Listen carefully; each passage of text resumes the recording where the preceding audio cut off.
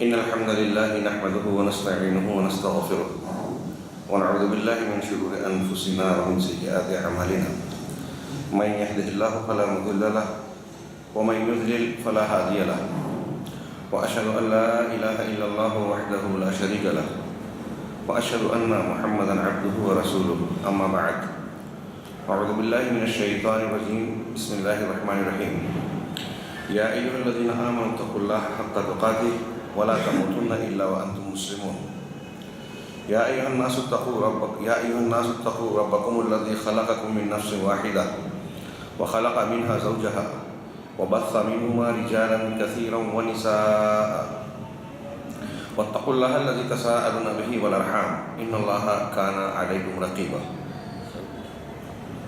يا أيها الذين آمنوا اتقوا الله وقولوا قولا سديدا يصلح لكم أعمالكم ويغفر لكم ذنوبكم ومن يطع الله ورسوله فقد فاز فوزا عظيما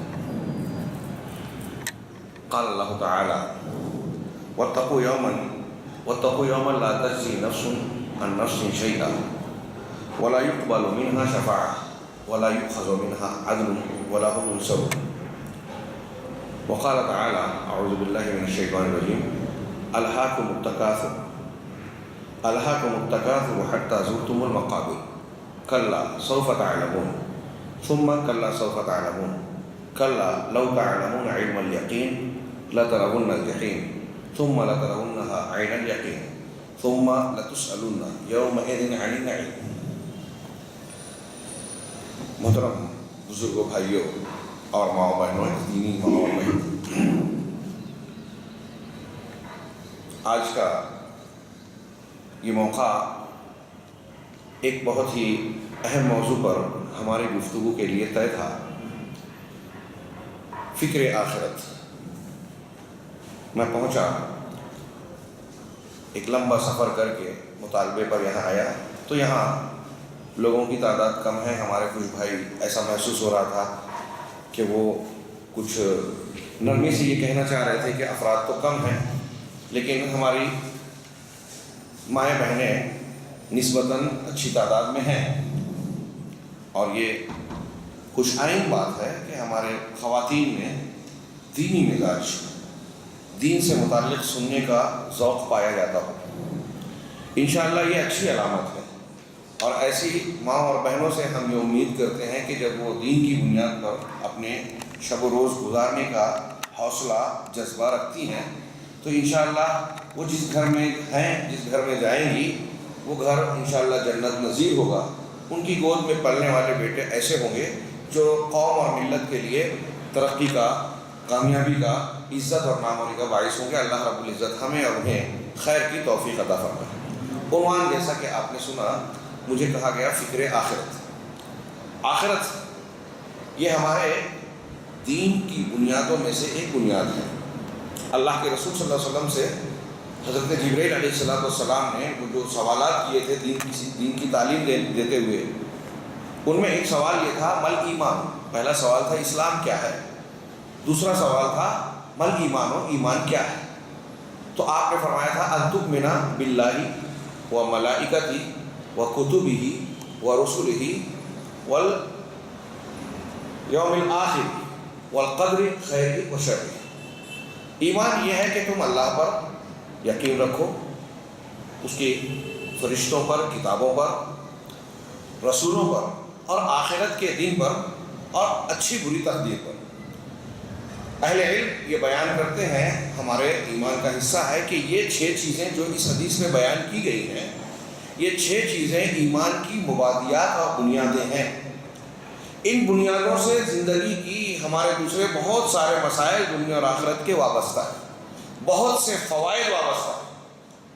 ان 6 میں سے کسی ایک بنیاد کو اگر کسی مسلمان نے نہیں مانا یا اس کا معاملہ بہت کمزور رہا تو اس کی زندگی یا ایمان درست نہیں ہو سکتا. انکار کرنے پر تو اسلام سے ہی خارج ہو جائے گا، اور اگر کمزور پڑا معاملہ تو اس کا جس طریقے سے ایمان میں کمزوری ہوگی اسی طریقے سے اس کے کردار میں کمزوری ہوگی، اس کے نشست و برخاست میں کمزوری ہوگی.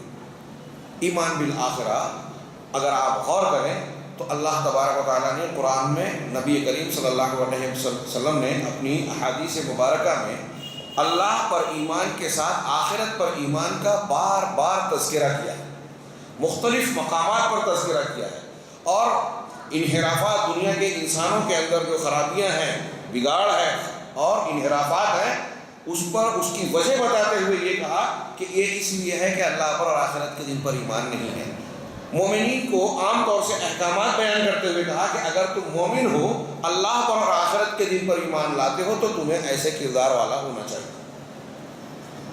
حقیقت یہ ہے کہ ہماری زندگی کو صراط مستقیم پر، درستگی پر قائم رکھنے کے لیے، ہمیں اچھا انسان، اچھا مسلمان بنانے کے لیے ایک خاتون صحیح مومنہ ہو، ایک مرد کامل ایمان والا ہو، وہ اللہ کے حقوق کو ادا کرنے والا ہو، رسول صلی اللہ علیہ وسلم کے حقوق کو سمجھنے اور ادا کرنے والا ہو اپنی طاقت و قوت کے مطابق۔ آدمی اپنے رشتہ داروں کو، شوہر بیوی کا، بیوی شوہر کا، بال بچوں کا، پڑوسیوں اور دیگر رشتہ داروں کا حقوق ادا کرنے والا ہو، ظالم نہ ہو، انصاف کرنے والا ہو، جھوٹا نہ ہو، سچ بولنے والا ہو، نہ تول میں معاملات میں کمی کرنے والا، ڈنڈی مارنے والا نہ ہو، بلکہ صحیح صحیح تول کر صحیح صحیح وزن سے دینے والا ہو۔ یہ ساری چیزیں اس بات پر منحصر ہیں کہ آپ کا اللہ پر اور آخرت پر ایمان کیسا ہے۔ اگر یہ ایمان مضبوط ہے تو ایک انسان بہترین انسان ہے۔ اگر انسان کا کردار ڈاواڈول ہے، کمزور ہے، گھر میں ہو، سماج میں ہو، مسجد میں ہو یا کسی مقام پر، اس کے کردار میں، عمل میں اگر کمزوریاں ہیں تو یہ اس بات کا ثبوت ہے کہ اس کا اللہ پر اور آخرت کے دن پر ایمان ٹھیک ٹھاک نہیں ہے۔ یہ آخرت کیا ہے؟ آخرت کسے کہتے ہیں، کب سے شروع ہوتی ہے، اور اس کی فکر، عنوان ہے فکر آخرت۔ تو پہلے فکر کے تعلق سے میں ایک بات کہوں کہ جہاں تک فکر کرنے کی بات ہے، ہم اور آپ یہ مانتے ہیں، سارے انسانوں کا، مسلمان ہی نہیں غیر مسلم بھی مانتا ہے کہ اس دنیا میں جو بھی جاندار ہے اسے یہاں سے مرنا ہے۔ غیر مسلم بھی دیکھ رہا ہے، موت کا علاج کسی طبیب اور ڈاکٹر کے پاس آج تک نہیں ہوا اور ہو بھی نہیں سکتا۔ کل نفس ذائقۃ الموت، جو یہاں آنا ہے اسے یہاں سے جانا ہے، یہ طے ہے۔ مرنے پر سب کا ایمان ہے کہ موت آنے والی ہے۔ اب مرنا ہے تو اللہ کے رسول صلی اللہ علیہ وسلم اور شریعت اسلامیہ کے بیانات کے مطابق ہماری موت ہماری زندگی کا خاتمہ نہیں ہے، بلکہ زندگی کے باب امتحان کا اختتام ہوتا ہے۔ یہ دنیا کی زندگی جو امتحانی زندگی ہے، یہ اپنا ایک چیپٹر ختم کرتی ہے۔ اب اس چیپٹر کے بعد اس دنیا میں جو کچھ آدمی نے کارگزاریاں کی ہیں، اس کے بعد والا دور شروع ہوتا ہے۔ کب سے؟ جب انسان مرتا ہے۔ حضرت عائشہ صدیقہ ام المومنین رضی اللہ تعالیٰ عنہا فرماتی ہیں، کانت الاعراب اذا قدموا علی رسول اللہ صلی اللہ علیہ وسلم سألوه عن الساعة۔ صحیح مسلم کی حدیث ہے کہ اعراب دیہاتی لوگ اللہ کے رسول صلی اللہ علیہ وسلم کے پاس جب آتے تو آپ سے قیامت کے بارے میں سوال کرتے، متی الساعة، متی الساعة، قیامت کب واقع ہوگی؟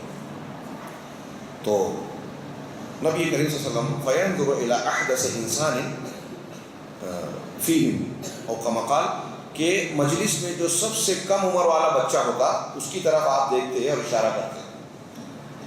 سمجھ لیجئے کہ یہ ہماری مجلس، اللہ کے رسول صلی اللہ علیہ وسلم کی مجلس میں آ کے کسی نے سوال کیا، ایسی ایک مجلس ہو، یہاں کچھ بچے بھی ہیں، اس میں جو سب سے کم عمر بچہ ہے، اللہ کے رسول حضرت عائشہ کے بیان کے مطابق اس کی طرف اشارہ کر کے فرماتے ہیں کہ ان یعش ھذا، ان یعش ھذا لم یبلغ الحرم، اگر یہ بچہ زندہ رہا تو اس کے بڑھاپے تک پہنچنے سے پہلے فقط قامت قیامتکم، کیا ہے، جاءتکم ساعتکم، او کما قال، کہ اگر یہ بچہ بڑا ہوگا، جیے گا، تو اس کے بوڑھا ہونے سے پہلے پہلے تمہاری، ہم میں سے جتنے لوگ یہاں موجود ہیں، تمہاری قیامت قائم ہو جائے گی، یعنی تمہاری موت آ جائے گی۔ من مات فقط قامت قائم، یہ دوسری روایت ہے کہ جو مر گیا اس کی قیامت قائم ہو گئی۔ ہماری موت طے ہے، ہم مان رہے ہیں، غیر مسلم بھی جانتا ہے، ہم بھی مانتے ہیں۔ اس کا مطلب ہماری زندگی کا مقام اس دنیا میں نہیں ہے، دائمی قیام نہیں ہے۔ اب اس کی مثال یوں سمجھیے جیسے ایک مسافر ہے، میں ابھی مالیگاؤں میں رہتا ہوں، میں حیدرآباد آیا ہوں 2 دن کے لیے، مجھے یہاں سے جانا ہے. آپ اپنے آپ پر قیاس کیجئے کہ آپ کو فرض کیجئے کہ بمبئی جانا ہے. آپ بمبئی تو جاتے ہیں کسی کام سے غرض سے، بامبے جاتے ہیں، دلی جاتے ہیں، کسی اور شہر میں. اب وہاں آپ کو 1 ہفتہ 5 دن 7 دن قیام کرنا ہے. ایک دم سمپل لاجک. آپ کے ذہن و مزاج میں، آپ کے کردار میں کیا انداز رہے گا کہ مجھے یہاں 2 دن رہنا ہے، 4 دن رہنا ہے، بہت ہوا مہینے 2 مہینے رہنا ہے، تو یہاں سے واپس جانا ہے. ظاہر سی بات ہے کہ آپ بمبئی میں جہاں آپ کا قیام عارضی ہے، ایسے گھر نہیں بنائیں گے جہاں آدمی مستقل رہنے کے لیے بناتا ہے، اختیار کرتا ہے. بمبئی میں آپ محدود سامان لے جائیں گے، محدود کام کریں گے کہ مجھے چونکہ واپس حیدرآباد جانا ہے یا میری منزل فلاں شہر ہے، اس لیے یہاں کا قیام مجھ کو مختصر سا کر کے اس کی ضروریات کے مطابق انجام دینا. یہاں کی ضروریات پوری ہو جائیں، لیکن ایسا نہیں کہ اب یہاں سے جب کچھ کرنا ہو تو مجھے مشکل پیش آ جائے. حیدرآباد سے آپ سعودی جا رہے ہیں، آپ کا پلین جو ہے وہ بمبئی سے یا دلی سے ہے، تب آپ کو وہاں جو 2 دن قیام کرنا ہے، آپ وہاں اس طریقے سے رہیں گے کہ ابھی مجھے آگے جانا ہے، میری یہ منزل نہیں ہے. تو ایک مسافر آدمی سفر کو اپنی منزل نہیں سمجھتا. ایسے ہی جب ہمارا یہ عقیدہ ہے، ماننا ہے کہ ہم کو اس دنیا کے بعد ایک دنیا میں جانا ہے، تو ہم اس دنیا کو اپنی مستقل منزل نہیں سمجھ سکتے. فکر آخرت ہمیشہ دامن گیر ہوتی. جیسے اس مسافر کو منزل کی فکر دامن گیر ہوتی ہے کہ مجھے آگے جانا ہے، یہاں مستقل قیام نہیں کرنا ہے، ایسے ہی اس مسافر کو اللہ کے رسول صلی اللہ علیہ وسلم نے یہ تلقین بھی کی. حضرت عبداللہ ابن عمر رضی اللہ تعالیٰ عنہ کے کاندھے پر ہاتھ رکھا اور کہا کن فی الدنیا کأنک غریب. آپ دنیا میں ایسے رہو جیسا کہ آپ غریب ہیں، یعنی مسافر ہیں. کن فی الدنیا کأنک غریب او عابر سبیل. یا تو آپ ایسا سمجھو کہ آپ مسافر ہیں یا راستے کو پار کرنے والے، راستے سے گزرنے والے. راستہ گزرنے والا شخص راستے میں اپنا گھر نہیں بناتا. راستہ گزرنے والا شخص اپنے آپ کو راستے کا مستقل قیام کرنے والا نہیں سمجھتا. آگے کی منزل سے اپنے آپ کو اپنے دماغ سے نہیں نکالتا کہ مجھے فلاں مقام پر پہنچنا ہے. ایسے ہی اس دنیا میں رہنا ہے ہمیں. اللہ کے رسول صلی اللہ علیہ وسلم نے فرمایا، حضرت عبداللہ ابن عمر جن سے آپ نے فرمایا تھا، بخاری وغیرہ کی روایت ہے یہ، وہ کہتے ہیں اس حدیث کو بیان کرنے کے بعد کہ جب تم صبح کرو تو یہ امید مت رکھو کہ شام ہوگی، شام ہو جائے تو یہ امید مت رکھو کہ صبح ہوگی، کیونکہ ہم بھی راستہ گزارنے والے ہیں. نہ جانے کس گلی میں زندگی کی شام ہو جائے. کوئی نہیں جانتا کہ موت، ملک الموت سے اس کی کب کہاں کس حالت میں ملاقات ہو. موت آنی ہی، اور جس کو موت آ گئی اس کی قیامت قائم ہو گئی. اب اس منزل اور سفر والی، مسافر والی مثال کو سامنے رکھ کر یہ اندازہ کیجئے کہ ہمیں آخرت کی فکر کتنی کرنی چاہیے. اب فکر آخرت کی اس تلقین کے بعد اللہ تبارک و تعالیٰ نے کئی مقامات پر، اور رسول اللہ صلی اللہ علیہ وسلم نے کئی مقامات پر ہمیں جھنجھوڑا اور انسان کی عام حالت بتائی کہ ہمارا یہ عارضی قیام ہے، دنیا میں سے گزر جانا ہے. لیکن کچھ لوگ اس کو دائمی قیام کی جگہ سمجھتے ہیں، اپنی اصل منزل کو بھول جاتے ہیں، آخرت کو فراموش کر جاتے ہیں، اس دنیا میں مشغول ہو جاتے ہیں، اس کی چمک دمک کے پیچھے پڑ جاتے ہیں. اللہ تعالیٰ نے فرمایا اعوذ باللہ من الشیطان الرجیم الہاکم التکاثر.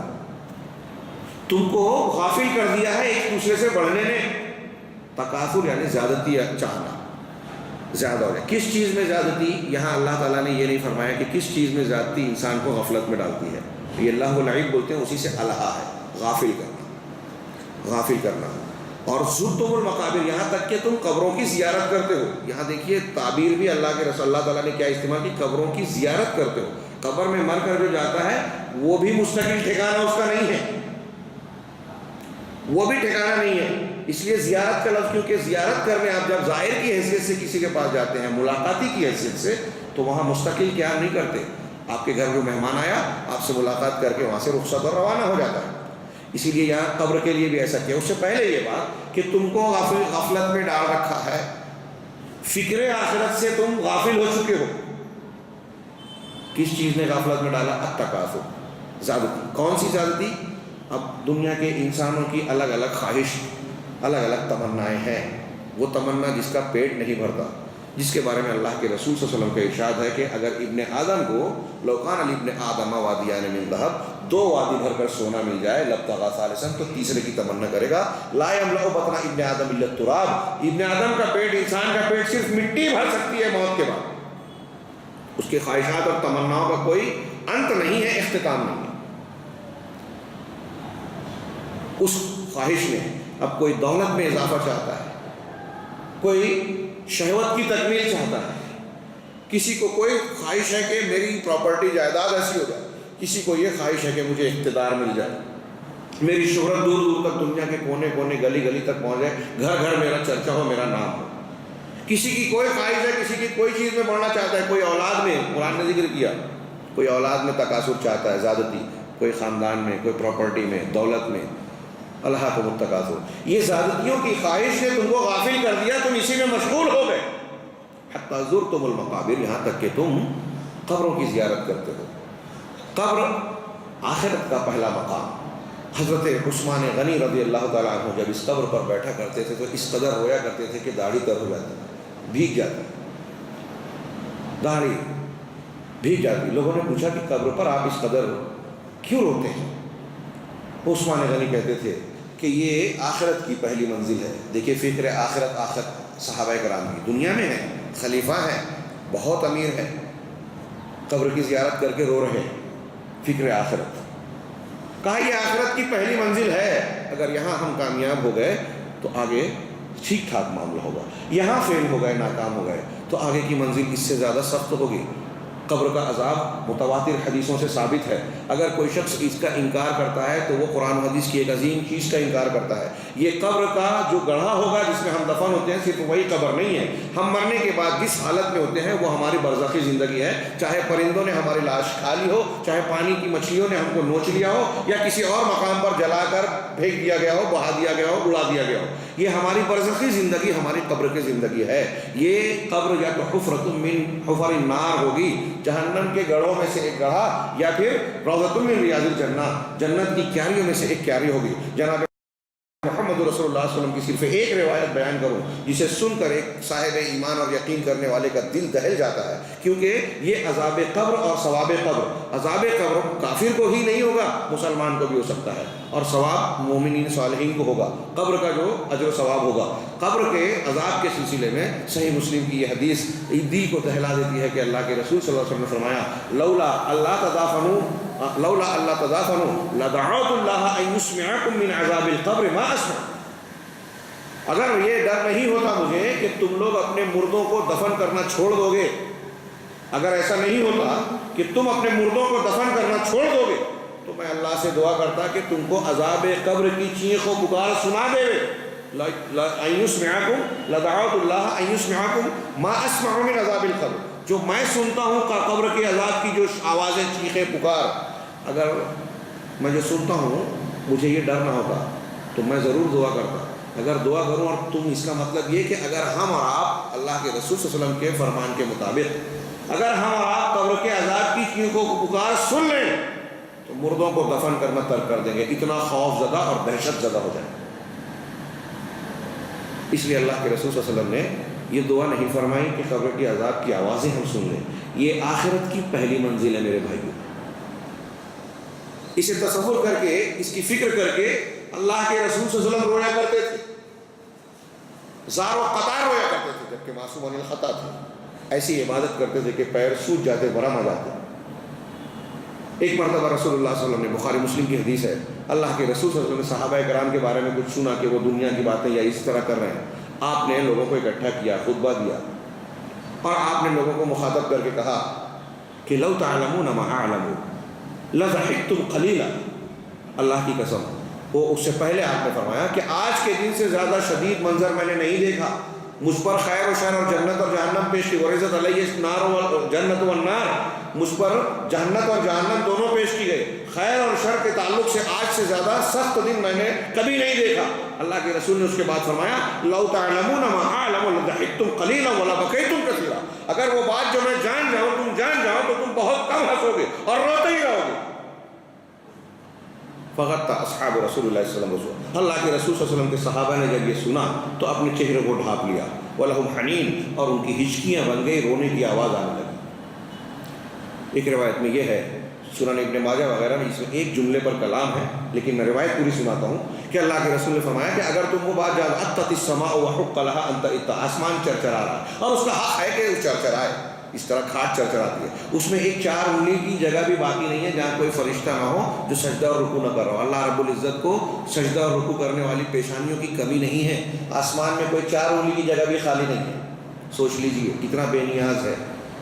اس کے بعد اللہ کے رسول نے فرمایا لو تعلمون ما اعلم، اگر وہ بات جو میں جانتا ہوں تم جان جاؤ، لضحکتم قلیلا، تو تم بہت کم ہنسو گے، ولا بکیتم کثیرا، بہت زیادہ رو گے، وترکتم التلذذ بالنساء علی الفرشات، اور تم اپنی عورتوں سے بستروں پر لذت حاصل کرنا چھوڑ دو گے۔ اس جملے پر کلام ہے، اور آگے کو والے جملہ کہا وتخرجون الی الصعودات تجأرون الی اللہ، تم گھروں سے میدانوں میں نکل جاؤ گے اور اللہ تبارک و تعالیٰ سے گڑ گڑاتے رہو گے، روتے رہو گے۔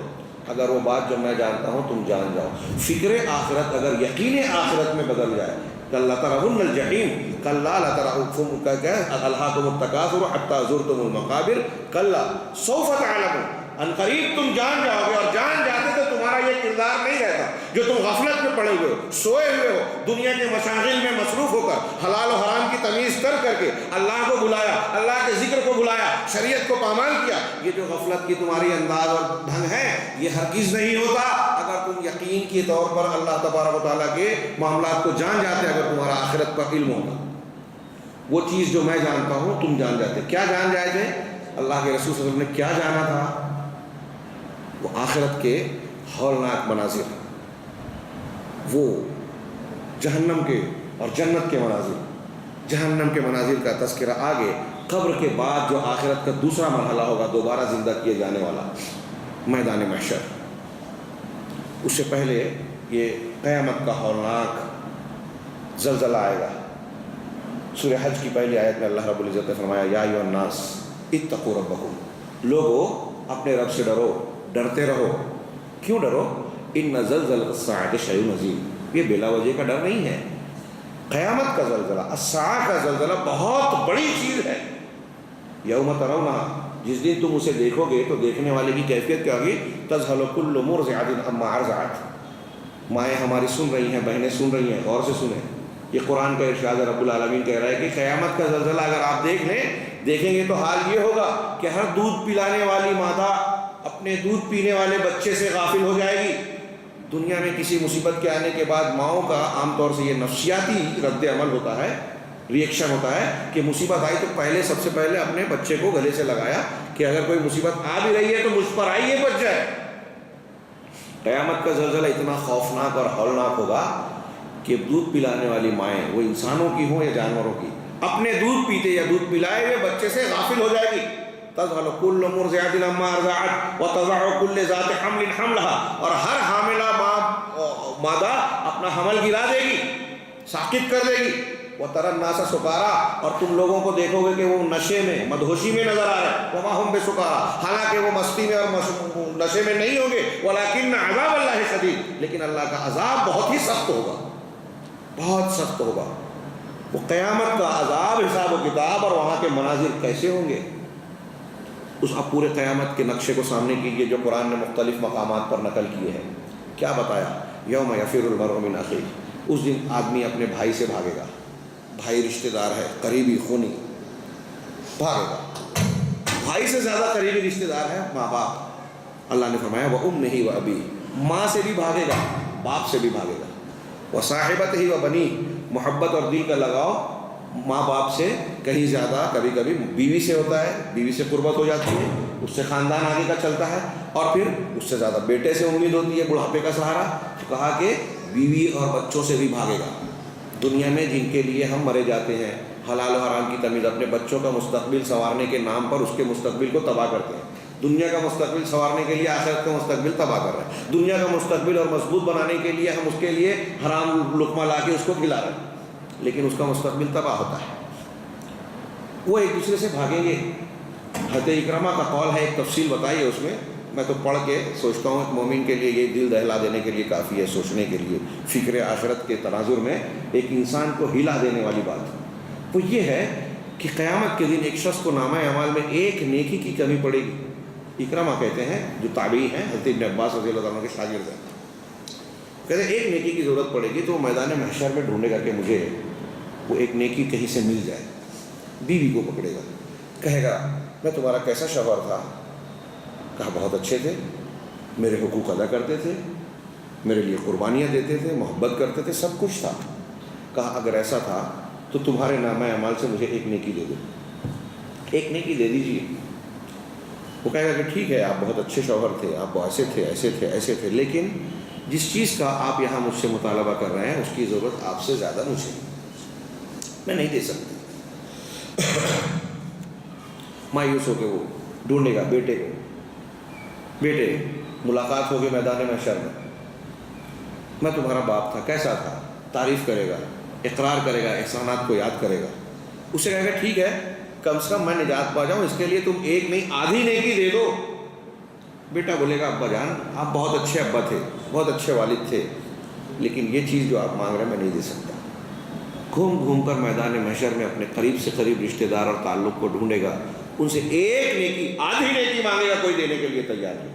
یود المجرم لا یفتدی من عذاب یومئذ ببنیہ، یہ اتنا ہی معاملہ نہیں ہوگا، بلکہ مجرم آدمی کا حال تو یہ ہوگا کہ وہ پسند کرے گا کہ اپنے بیٹے کو آج کے دن کا جو عذاب ہے اس کے بدلے میں اپنا بیٹا دے دے، بیٹوں کو حوالے کر دے۔ یود المجرم لا یفتدی من عذاب یومئذ ببنیہ وصاحبتہ واخیہ وفصیلتہ التی تؤویہ ومن فی الارض جميعا، اپنے بیٹے کو دے دے، اپنی بیوی کو دے دے، اپنے پورے گھر اور خاندان کو دے دے، پوری زمین میں جو کچھ ہے سب دے دے، ثم ینجی، اس سب کو لے کر اللہ اس کو چھوڑ دے ہوئے نجات دے دے۔ یہ مجرم پسند کرے گا، مجرم یہ چاہے گا کہ میرے گھر تھا، میرا جو پراپرٹی تھی، جائیداد تھی، بلکہ پوری دنیا لے لے پروردگار، لیکن اس عذاب سے چھوڑ دے۔ کلا انہا لظا، لیکن ایسا ہوگا نہیں، اعمال کے وزن کے مطابق دیا جائے گا۔ انہا لظا، یہ بھڑکتی ہوئی آگ کی لپٹ ہے، نزاعۃ للشویٰ، جو چمڑیوں کو جھلسا دینے والی ہے، اس میں اس کو جانا پڑے گا مجرم کو۔ الاخلاء یومئذ بعضهم لبعض عدو، گہرے دوست، خلیل کی جمع اخلا۔ اللہ نے فرمایا سورہ زخرف میں غالباً یہ آیت ہے، الاخلاء یومئذ بعضهم لبعض عدو الا المتقون، گہرے دوست جو دنیا میں ہیں وہ قیامت کے دن ایک دوسرے کے دشمن بن جائیں گے سوائے متقی پرہیزگار کے۔ نیکی کی بنیاد پر جو رشتے قائم ہیں آپ کے ہمارے، قیامت میں وہ قائم رہیں گے، اور اگر نیکی کی بنیاد پر نہیں ہیں، طلب کے ساتھی ہیں، شرک کے دوست ہیں، بدعت کے ساتھی ہیں، تو ہمارے پیر صاحب ہوں کہ کوئی ہوں، اگر برائی اور شرک اور بدعت کی بنیاد پر تعلق ہے تو ایک دوسرے کو پہچانیں گے نہیں، بلکہ جو پیر صاحب ہیں، جو بزرگ صاحب ہیں، جو امام صاحب ہیں، جن کی غلط چیزوں میں آپ نے پیروی کی قرآن و حدیث سے ہٹ کر، اس دن افسوس کا باعث بنے گا، وہ پہچانیں گے نہیں۔ قرآن نے کہا وَيَكْفُرُونَ بِشِرْكِهِمْ، یہ ان کی بعبادتہم وَهُمْ بِعِبَادَتِهِمْ کافرین۔ سورہ احقاف میں کہا کہ وہ کہیں گے کہ اللہ یہ ہماری عبادت نہیں کرتے تھے، قبر پہ نہیں آتے تھے، ہم نے ان سے کہا نہیں تھا، یہ تو ہمارے دشمن ہیں۔ اور اللہ رب العزت نے یہاں تک فرمایا قرآن سورہ فرقان میں، یوم یعض الظالم علی یدیہ، کہ ظالم آدمی، گنہگار آدمی جو دین سے دور ہے، قرآن و حدیث کے خلاف کرتا ہے، جو اللہ کے رسول کی بجائے دوسروں کو اپنا پیر، مقتدا اور اپنا امام بناتا ہے، ان کے طریقے پہ تعلیم پہ چلتا ہے، اس کا نقشہ کھینچا اللہ نے۔ کوئی ارے غیرے کی بات نہیں، رب العالمین کا کلام پیش کر رہا ہوں۔ سورہ فرقان میں فرمایا یوم یعض الظالم علی یدیہ، اس دن ظالم آدمی اپنے دونوں ہاتھوں کو اپنے دانتوں سے کاٹے گا، یقول، کہے گا یا لیتنی اتخذت مع الرسول سبیلا، اے کاش کہ میں رسول کے ساتھ اپنا راستہ اختیار کیا ہوتا، رسول کے طریقے پہ چلتا۔ اس کو آج کی زبان میں کہوں، میرا خیال ہے بھائی صاحب رکھ دیجئے، ڈسٹرب بار بار اٹھیے گا، چلیے ڈسٹربن ہوتا ہے، ہاں، اور لوگ دیکھنے لگتے ہیں اس طرف۔ اتنی اہم بات کہہ رہے ہیں، میرا خیال ہے مائک سے زیادہ اہم، مائک اس سے زیادہ اہم نہیں ہو سکتا۔ اس دن یوم یعض الظالم علی یدیہ، کہ اس دن ظالم آدمی اپنے ہاتھوں کو اپنے دانتوں سے کاٹے گا، یقول، کہے گا یا لیتنی اتخذت مع الرسول سبیلا، کاش کہ میں رسول کا راستہ اختیار کروں۔ میں یہاں یہ کہہ رہا تھا کاش کہ میں اہل سنت اہل حدیث بناؤں گا، اگر یہ مفہوم کروں تو انشاءاللہ کوئی صاحب علم اس کا رد نہیں کر سکتا، یعنی میں رسول کے طریقے پہ سنت کو اختیار کرنے والا بنتا۔ یا ویلتا لیتنی لم اتخذ فلانا خلیلا، ہائے افسوس، کاش میں فلاں کو اپنا خلیل نہ بنایا ہو۔ لقد اضلنی عن الذکر بعد اذ جاءنی، یہ جس کو میں نے دوست بنایا تھا دنیا میں، اللہ کے رسول کو چھوڑ کر دوسروں کو، انہوں نے مجھے ذکر سے، قرآن و حدیث سے گمراہ کر دیا، ہٹا دیا میرے پاس آنے کے بعد۔ وَكَانَ الشَّيْطَانُ لِلْإِنسَانِ خَذُولًا، اور شیطان تو انسان کو دھوکہ ہی دینے والا ہے۔ آپ نے دوسروں کو اختیار کیا، شیطان کو اپنا دوست بنا، اللہ کے رسول کے طریقے سے آپ ہٹ گئے۔ اس دن ظالم آدمی اپنے ہاتھوں کو چبائے گا، اپنے اپنے دانتوں سے. میدان محشر کا صرف نقشہ دیکھیے. وہ کل میں نے ذکر کیا حدیث شفاعت. انبیاء کہیں گے نفسی نفسی نفسی، میرا نفس. لوگوں سے سفارش ہے، آپ سفارش کر دیجیے اللہ سے. حضرت آدم علیہ السلام، حضرت نوح علیہ السلام، حضرت ابراہیم، حضرت موسیٰ، حضرت عیسیٰ علیہ السلام، اس سب کے پاس جائیں گے. سب یہ کہیں گے کہ آج کے دن میرا رب اتنا غضبناک ہے کہ نہ اس سے پہلے تھا نہ بعد ہوگا. مجھے ڈر ہے کہ میں نے فلاں غلطی کی ہے، اللہ مجھ سے کوئی بات پوچھ نہ کر لے. ہم کس کھیت کی مولی ہیں؟ انبیاء کا یہ خوف اور دہشت ہوگی. فرشتوں کا یہ معاملہ ہوگا. یومئذ لا یتکلمون، کیا ہے؟ وجاء ربک والملک صفا. تمہارا رب آئے گا، فرشتے صف میں لائن لگا کر کھڑے ہوں گے. لا یتکلمون، بات نہیں کریں گے. الا من اذن له الرحمن، سوائے اس کے جس کو رحمان اجازت دے. رحمان کی یہ دہشت ہوگی. تو بتائیے رحمان کسی کے بارے میں فیصلہ کرے کہ اللہ اس کو میں عذاب دینا چاہتا ہوں، تو کوئی فرشتہ کوئی نبی کہے گا نہیں یہ میرا محبوب ہے، یا میں اس کو چاہتا ہوں، یا مجھ سے وسیلہ مانگا تھا، اس کو تیرا فیصلہ ہے تو اس کو بدل چینج کر اور اس کو جنت میں ڈال. وہ ان کو کسی کو یہ یارہ نہیں ہوگا. جو لوگ ایسا سمجھتے ہیں وہ اللہ کی قدر نہیں جانتے، اللہ تعالیٰ کی جلال و عظمت کو نہیں جانتے. اللہ تبارک و تعالیٰ سے بلا اجازت کوئی کلام نہیں کر پائے گا. فرشتوں کا، انبیاء کا یہ حال ہوگا. اللہ کے رسول صلی اللہ علیہ وسلم نے دنیا میں اپنے رشتہ داروں کو خطاب کر کے کہا، اے عباس چچا جان، اے صفیہ پھوپھی جان، اے فلاں فلاں رشتہ دار، اے فاطمہ بنت محمد، دنیا میں تم مجھ سے جو چاہتے ہو مانگ لو، قیامت کے دن میں تمہارے کوئی کام نہیں ہوگا. کیا حال ہوگا بتائیے. سیدۃ نساء العالم، ماں بہنوں غور کیجیے. اللہ کے رسول صلی اللہ علیہ وسلم حضرت فاطمہ سے بڑی محبت کرتے تھے، بڑی محبت، لخت جگر تھی، ان کی تکلیف پر تڑپ اٹھتے تھے. لیکن فاطمہ سے کیا کہہ رہے ہیں؟ دنیا میں جو مانگنا ہے مانگ لیں. یہ ایک روایت، ایک حدیث اگر میں سمجھتا ہوں ہم مسلمان دل میں رچ بسا لیں فکر آخرت کے عنوان سے، ہمارے لیے کافی ہوگی. ہماری سدھار کے لیے، اصلاح کے لیے. لمبی چوڑی تقریر اور کتابوں کی ضرورت نہیں ہے. کہ سید المرسلین کہہ رہا ہے اپنے لخت جگر سے کہ مجھ سے جو چاہتی ہے مانگ لے، قیامت کے دن میں تیرے سے کچھ کام نہیں آؤں گا. واللہ لا ادری واللہ لا ادری واللہ لا ادری ما یفعل بی ولا بکم. اللہ کی قسم میں نہیں جانتا، میں نہیں جانتا کہ میرے ساتھ کیا ہوگا، تمہارے ساتھ کیا ہوگا. انبیاء کا یہ حال، نفسی نفسی کہنا. اللہ کے رسول صلی اللہ علیہ وسلم صحابہ کرام سے کہتے ہیں کہ کہیں کوئی ایسا نہ آئے قیامت کے دن کہ اس پر زکوٰۃ کا اونٹ سوار ہو، بل بلا رہا ہو، گائے بیل سوار ہو، بکری میں بھی آ رہی ہو، اور اس کا مال، اس کے سونے چاندی، اس کے اداخے جا رہے ہو، سانپ کی شکل اختیار کر کے اس کو ڈس رہے اور کہیں کہ حدیث میں یا رسول اللہ کہ اللہ کے رسول میری مدد کیجیے، وہاں میں کسی کے کوئی کام نہیں آ سکوں گا، میں دنیا میں تم کو پہنچا دے رہا ہوں، مجھے کوئی اختیار نہیں ہوگا. اس سے بڑھ کر توحید کی بات، دل کو دہلا دینے والی بات اور کیا ہو سکتی ہے. میدان محشر کے وہ عالم میں دیکھیے کہ نبی انبیاء کرام کہہ رہے ہیں نفسی نفسی، میرا نفس میرا نفس. میں نہیں کہہ سکتا، اللہ بہت غضبناک. اللہ کے رسول سفارش کریں گے تو کیسے کریں گے؟ ڈائریکٹ نہیں کریں گے، پہلے سجدے میں جائیں گے، حمد و صلات، حمد بیان کریں گے، اللہ کی تعریف اور مدح کریں گے. جب آپ سے کہا جائے گا سر اٹھائیے مانگیے دیا جائے گا، تب آپ کچھ عرض پیش کریں گے. سید المرسلین کا یہ حال ہے. اور آپ یہ کہتے ہیں، اللہ کے رسول صلی اللہ علیہ وسلم کا فرمان ہے جو آپ نے بارہا سنا ہوگا، تذکیراً یہ باتیں ہم کہہ رہے ہیں کہ لن يدخل احدکم الجنہ عملہ. بخاری مسلم میں الفاظ کے فرق سے یہ روایت ہے. دنیا میں تم جتنے لوگ ہیں کسی کو اس کا عمل جنت میں داخل نہیں کرے گا، کسی کو اس کا عمل جنت میں داخل نہیں کرے گا. صحابہ نے پوچھا آپ کو بھی اللہ کے رسول؟ کہا ہاں میں بھی، ہاں میں بھی، ہاں میں بھی. الا ان يتغمدني الله برحمت منه وفضل، مجھے بھی الا یہ کہ اللہ رب العزت اپنے فضل اور رحمت میں مجھے ڈھانپ لے. سید المرسلین یہ کہہ رہے ہیں. تو ہم کتنے جری ہیں، کتنے بے باک ہیں کہ ہم گناہ بھی کرتے ہیں، خوف بھی نہیں ہے. مومن کی علامت یہ بتائی قرآن نے، یؤتون ما آتوا وقلوبهم وجلہ، کہ مسلمان، پہلے کئی علامتیں سورہ مومنون میں ہے بیان کی، اور یہ کہا کہ مسلمان جو ہیں جو اللہ نے دیا ہے نا اس کو اللہ کے راستے میں خرچ کرتے ہیں، نماز پڑھتے ہیں، یہ کرتے ہیں، یہ کرتے ہیں، اور جو کچھ اللہ نے دیا ہے خرچ کرتے ہیں، اور ان کا دل ڈرتے رہتا ہے، خوف زدہ رہتا ہے.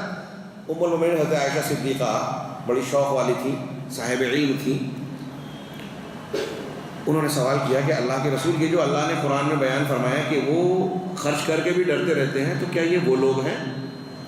کیا یہ وہ لوگ ہیں جو شرک کرتے ہیں، جو زنا کرتے ہیں، چوری کرتے ہیں، مسلمان ہیں لیکن زنا کیا، چوری کیا اور دوسرے گناہ کے کام کرتے ہیں، تو اللہ کے رسول نے کہا لا یا ابنۃ صدیق، صدیق کی بیٹی نہیں، اس سے وہ لوگ مراد نہیں ہیں، بلکہ اس سے مراد وہ ہے جو نماز پڑھتا ہے، صدقہ و خیرات کرتا ہے، روزے رکھتا ہے، نیکی کا کام کرتا ہے، اس کے باوجود ڈرتا رہتا ہے کہ کہیں ایسا نہ ہو کہ میری نیکیاں اللہ کے یہاں قبول نہ ہو،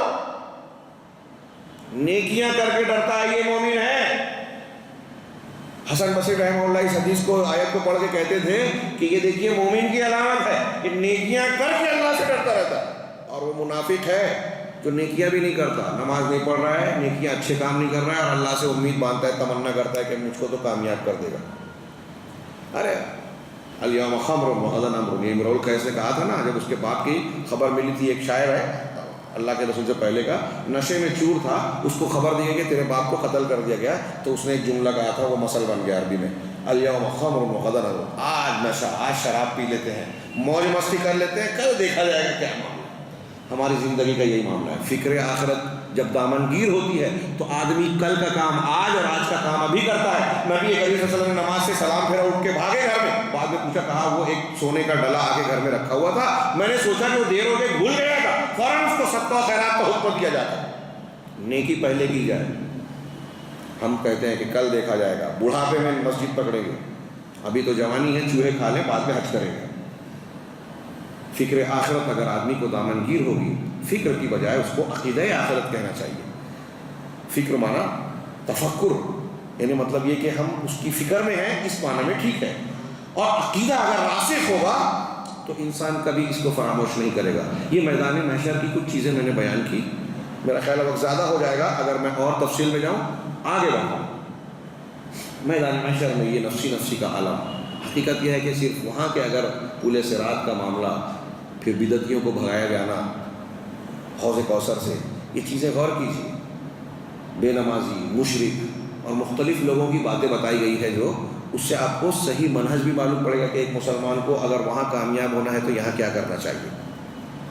الگ الگ لوگوں کو پتہ ہے، جو دھوکہ دیتا ہے اس کو جھنڈا لگایا جائے گا اس کے پاخانے کے راستے پر، مقاعد پر، جو ایک بیویوں سے زیادہ بیویاں رکھتا ہے اور انصاف نہیں کرتا، اس کو کس حال میں آئے گا، کس کا کیا معاملہ ہوگا، حساب و کتاب کا کیا مرحلہ ہوگا، لوگ کس طرح دہشت، دائنے ہاتھ اور بائیں ہاتھ کی وہ منظر کشی، وَأَمَّا مَنْ أُوتِيَ كِتَابَهُ بِشِمَالِهِ فَيَقُولُ يَا لَيْتَنِي لَمْ أُوتَ كِتَابِيَهْ، سورہ حق میں کہا، جس کو بائیں ہاتھ میں نامہ اعمال دے دیا جائے گا، وہ کہے گا ہائے کاش مجھے یہ میرا نامہ اعمال، میری کتاب مجھے نہ دی جاتی، مَا أَغْنَىٰ عَنِّي مَالِيَهْ، کہ میرے مال نے مجھے کچھ کام نہیں دیا، ہلاک عنی سلطانیہ، دنیا میں مجھے بڑی طاقت اور قوت حاصل تھی، سب ہلاک ہو گیا۔ یا لیتہا کانت القاضیہ، کاش کے موت ہی میرا معاملہ ختم کر دیتی، میں پھر سے پیدا ہی نہیں ہوتا۔ ہلاک عنی سلطان، ما اغنی عنی مالیہ، ہلاک عنی سلطان، خذوہ فغلوہ ثم الجحیم صلوہ، اللہ کہے گا اس کو پکڑ لو، بیڑیوں میں جکڑ لو، اور پھر جہیم میں بھڑکتی ہوئی آگ میں اسے جھونک دو، ثم فی سلسلۃ ذرعہا 70 ذراعا فاسلکوہ، اس کو 70 گز کی، وہ گز کون سا ہوگا، 70 گز کی زنجیر میں جکڑ دو۔ ہمارا جسم اتنا، 70 گز کی زنجیر کی کیا بات، تو بتایا گیا کہ جہنمیوں کا جسم ہماری طرح نہیں ہوگا، دنیا کے جسم کی طرح نہیں ہوگا، بلکہ یہ چمڑی جو ہوگی نا بدن کی، کسی کسی کی جیسے گناہ گار ہوگا ویسے اس کی چوڑائی ہوگی، کسی کسی کی 70 گز کی موٹی چمڑی رہے گی۔ وہ جو آنکھ سے آنسو بہیں گے نا اس کے جہنمی کے، اس میں کشتیاں چلائی جا سکتی ہے روایتوں میں، اس کے جو کندھے کا مونڈے کا فرق ہے، فاصلہ ہے، اس میں کئی دن گھوڑ سوار گزر سکتا ہے، مہینے تک کا سفر، اتنا بڑا جسم ہوگا۔ اور اس جسم کے ساتھ جب اس جہنم میں جائیں گے میرے بھائیوں، اس جہنم کا اور جنت کا کیا حال ہے۔ فکر آخرت میں جنت بھی آتی ہے، لیکن اس کی تفصیل میں نہیں بیان کر سکتا، ایک روایت صرف بیان کرتا ہوں، ایک جنتی کی ایک جہنمی کی، اس کی ہولناکی کا اندازہ بیان کرنے کے لیے۔ صحیح مسلم میں اور بخاری میں بھی ہے، لیکن صحیح مسلم میں متعدد طرق سے الفاظ کے فرق کے ساتھ آخری شخص جو جنت میں داخل ہوگا اس کا ذکر ہے۔ ایک روایت میں کہ اللہ کے رسول نے فرمایا کہ میں اس شخص کو جانتا ہوں، انا اعلم آخر رجل دخولا فی الجنہ و آخر رجل خروجا من النار، کہ میں اس شخص کو جانتا ہوں جو جہنم سے سب سے آخری میں نکلے گا اور جنت میں سب سے آخری میں داخل ہوگا۔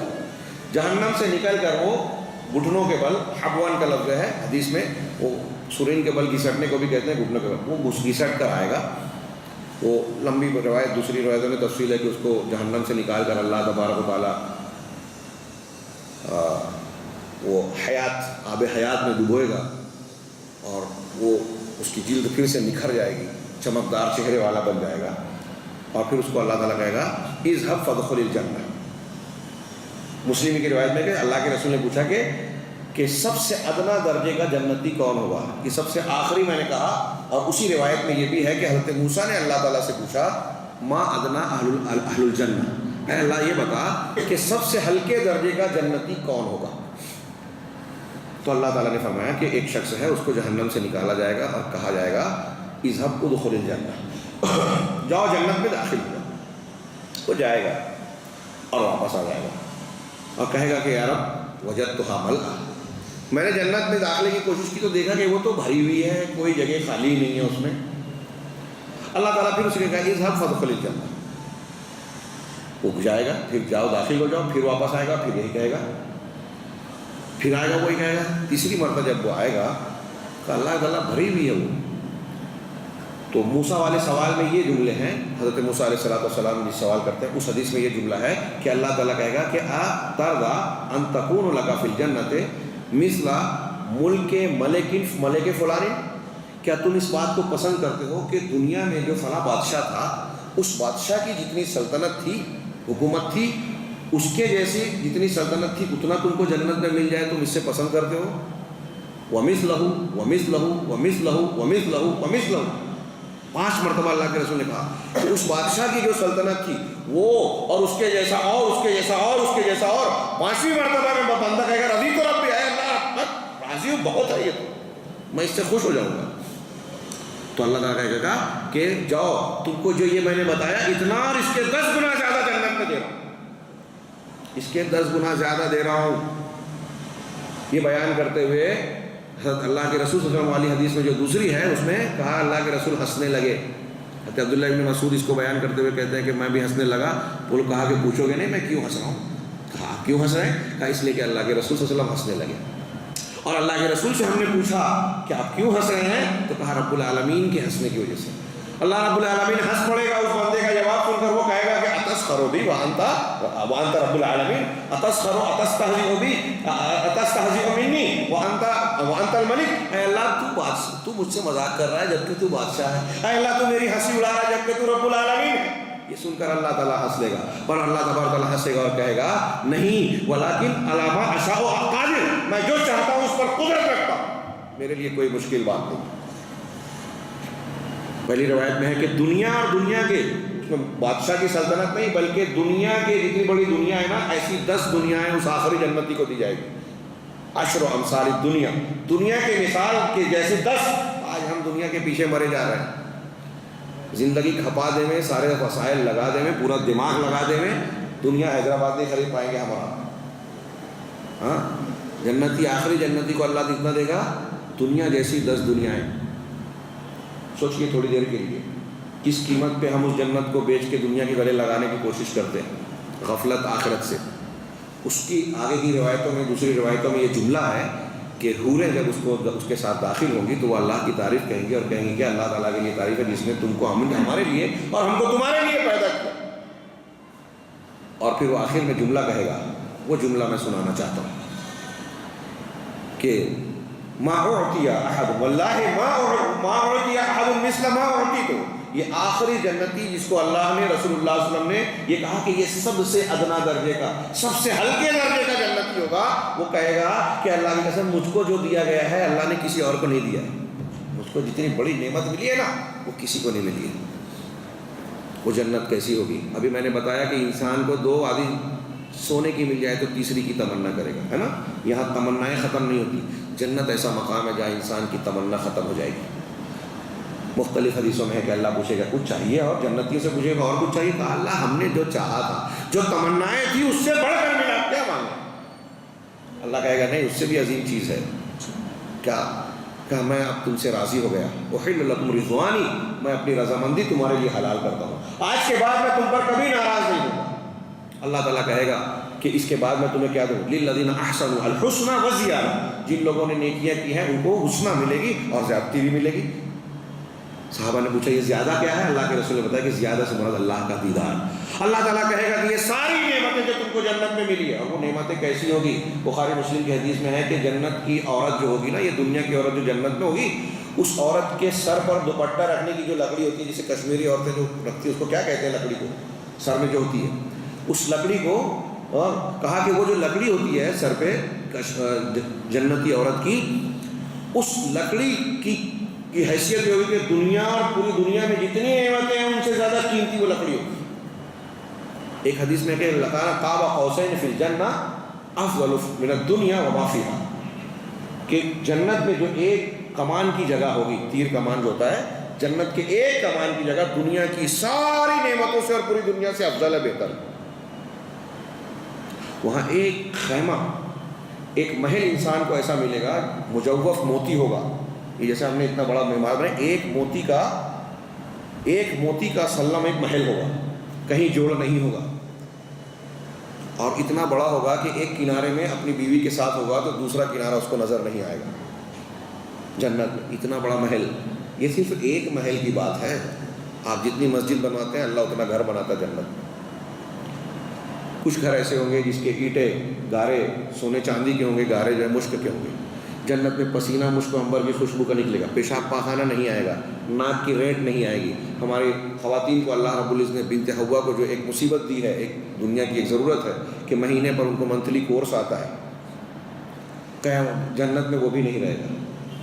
یہ ساری چیزوں سے پاک صاف، اور یہ تو ظاہری نعمت۔ اللہ کے رسول نے پھر پوچھا وہ جب موسیٰ علیہ السلام نے کہ یہ تو ادنا جنتی، اعلیٰ جنتی کون ہوگا؟ تو کہا ہؤلاء الذین اردت، یہ وہ ہے جن کو میں نے چاہا ہے، ہاں، وغرست کرامتہم بیدی، اور جن کی عزت کی چیزوں کو میں نے اللہ تعالیٰ فرما رہا ہے، جن کی عزت اور اکرام کی چیز کو جنت میں نے خود سنوارا ہے اپنے ہاتھوں سے، اور اپنے ان بندوں کے لیے میں نے ایسی نعمتیں تیار کر رکھی ہے، ما لا عین رأت، جسے کسی آنکھ نے دیکھا نہیں، ولا اذن سمعت، کسی کان نے سنا نہیں، وما خطر علی قلب بشر، اور کسی انسان کے دل میں کھٹکا پیدا نہیں ہوا۔ اور ان کے لیے میں نے دنیا جنت میں ایسی ایسی نعمتیں جس سے دل کو سکون اور آنکھوں کو ٹھنڈک حاصل ہوتی ہے۔ حضرت ابو ہریرہ نے اس کو بیان کر کے قرآن کی آیت پڑھتے تھے، اگر تم کو اس کی مصداق قرآن پڑھنا ہے تو دیکھو فلا تعلم نفس ما اخفی لهم من قرۃ اعین، یہ سورۃ سجدہ کی آیت ہے کہ کوئی نفس نہیں جانتا کہ ان کے لیے جنت میں آنکھوں میں ٹھنڈک کے کیسے کیسے سامان چھپائے گئے، کوئی نفس نہیں جانتا۔ آنکھوں کی ٹھنڈک، یہ مانوی یعنی جو دنیا کی لذت، یہ پھل ہے، عجیب قسم کے شہد کی نہریں، دودھ کی نہریں، اور ایسی شراب، پاکیزہ شراب، حور عین، بڑی بڑی آنکھوں والی عورتیں، اور دنیا کی عورتیں وہاں حوروں سے بھی زیادہ خوبصورت ہوں گی، اور وہاں کے شوہر، وہاں کے محلات، وہاں کی ہر چیز۔ یہ تو ہم کو جو کہا گیا ہے نا، یہ سمجھانے کے لیے کہ انار ہوگا، انگور ہوگا، قرآن و حدیث کہتی ہے کہ یہ متشابہ ہوگی ضرور دنیا کی جیسی، لیکن لذت میں، تاثیر میں دنیا سے کہیں اعلیٰ ترین ہوگا۔ ہم جنت کی ادنا ترین سی نعمت کا اندازہ نہیں لگا سکتے۔ دنیا میں آپ کتنے بھی اچھے گھر پا جائیں، کتنا اچھا شہر ہو، مقام ہو، کچھ دن رہنے کے بعد آپ اکتا جاتے ہیں، آپ بولتے ہیں ذرا چینجنگ کا دل ہو رہا ہے، ذرا دوسرے شہر میں رہتا تو دیہات میں جاتا، دیہات والا شہر میں آتا گھومنے پھرنے کے لیے، چینج کرتا، دل اکتا جاتا ہے، بور ہو جاتا ہے۔ لیکن قرآن نے کہا کہ جنتی جنت میں جائیں گے تو لا یبغون عنہا حولا، سورۃ کہف میں آخر میں کہا کہ وہ وہاں سے تبدیل ہونا، شفٹ ہونا، چینجنگ نہیں پسند کریں گے، ان کا دل بھرے گا ہی نہیں، ایسا نہیں ہوگا کہ بوریت ہو جائے، ہر روز لطف اور لذت میں اضافہ ہوتا جائے گا، مزہ بڑھتا جائے گا، تمنائیں ختم ہو جائے گی۔ جیسا کہ میں نے کہا کہ تمنا سے زیادہ ہمیں مل گیا، جنت کی قیمت ہم نہیں جان سکتے۔ اور آج ہم دنیا میں جو خواہشات رکھتے ہیں، سوچئے یا تو ہم نے جو دیکھا ہے کہ ارے کتنا بہترین محل ہے، وہ امریکہ میں، یورپ میں اس طرح مکانات بن رہے ہیں، فلاں جگہ ایسا بنا ہوا ہے، اگر مجھے دولت مل جائے تو میں بھی ایسا بناؤں گا۔ یہ تو ہم سوچ رہے ہیں، یہ ہم دیکھ رہے ہیں، یہ ہم سن رہے ہیں کہ ایسے گھر، ایسے مکان، ایسا محل، یہ جو دنیا میں بنا رہے ہیں، ہم بہت سی چیزیں وہ نہیں بنا پاتے۔ اور اللہ کے رسول کہہ رہے ہیں کہ اللہ تعالیٰ کہتا ہے کہ جو تم دنیا میں سوچتے ہو، دیکھتے ہو، ایسی کوئی چیز جنت میں تم نے دیکھا ہی نہیں، سنا ہی نہیں، سوچا ہی نہیں۔ سوچیے کیسی نعمت ہوگی۔ ان نعمتوں کو اگر ہم کو یقین ہے تو ہم اس کو حاصل کر سکتے ہیں۔ کیسے؟ توحید پر قائم رہ کر، قرآن و حدیث کو مان کر، دین کے لیے قربانیاں دے کر، اپنے آپ کے لیے نہیں دوسروں کے لیے زندگی گزار کر، دوسروں کے لیے قربانی دے کر، جیسا اللہ اور اس کے رسول کا حکم ہے۔ دین کے لیے جینا سیکھیے۔ اللہ کے لیے جینا سیکھے، جیسے ابراہیم علیہ السلام کا نمونہ ہر سال آتا ہے کہ اللہ تبارک و تعالیٰ نے جب ابراہیم نے توحید اختیار کی تو باپ کو چھوڑا، گھر کو چھوڑا، جب ضرورت پڑی تو بیوی اور بچے کو بے یاد ہو گیا، وادی میں چھوڑ دیا، جب ضرورت پڑی تو بیٹے کے گلے پر چھری چلا دی۔ یہ توحید پرستی ہے، جب آدمی اس طرح جینا مرنا سیکھ لے کہ اللہ نے جو کہا ہے ہم کو ماننا ہے، ہم کو باپ کی بیٹے کی محبت کی وجہ سے ہم اللہ کے حکم کو نہیں چھوڑ سکتے، بیوی کی محبت میں رسم و رواج کے چاہنے میں ہم اللہ تبارک و تعالیٰ کے احکامات کی مخالفت نہیں کر سکتے، ہم ایسا نہیں کر سکتے جو ہمارے پروردگار کو ناراض کرنے والا کام ہے۔ اگر شرک باپ کر رہا ہے تو باپ ہمارا دشمن۔